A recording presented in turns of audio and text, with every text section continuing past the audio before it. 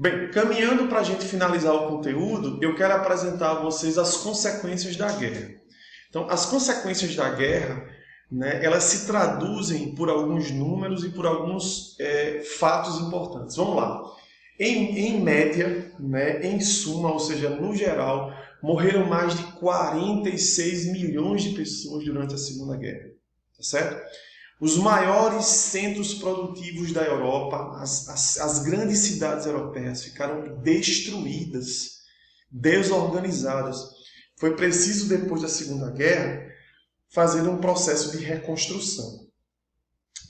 Aconteceu, de forma gradativa, o fim de alguns impérios coloniais, né, que foram organizados durante o século XIX e se mantiveram ainda até a Segunda Guerra. Muitos países africanos começaram a se libertar da dominação dos países europeus depois da Segunda Guerra.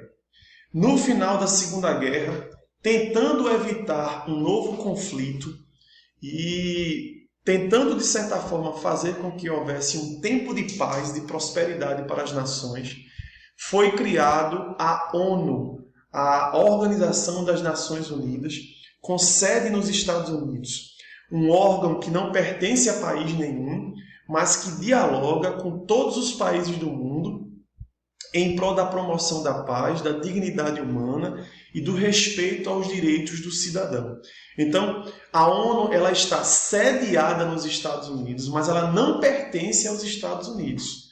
Ela é um órgão que agrega, que junta todos os países do mundo, tá certo? E que, consequentemente, foi criada depois da Segunda Guerra para que os conflitos, as relações, os interesses entre os países fossem debatidos de forma comum, respeitosa e sempre, de certa forma, buscando soluções importantes para que todos pudessem ter desenvolvimento. E aí, depois da Segunda Guerra, vai acontecer agora um novo conflito, porque dois grandes vencedores dessa guerra vão começar a ter destaque. De um lado, os Estados Unidos, como a gente entendeu, devido o fato, né, da participação dos Estados Unidos nessa guerra, e do outro lado, a União Soviética, que era um conjunto de países liderados pela Rússia, que tinha como proposta, né, de governo e de organização social o socialismo. E os Estados Unidos, né, tinha como proposta de organização social e econômica o capitalismo.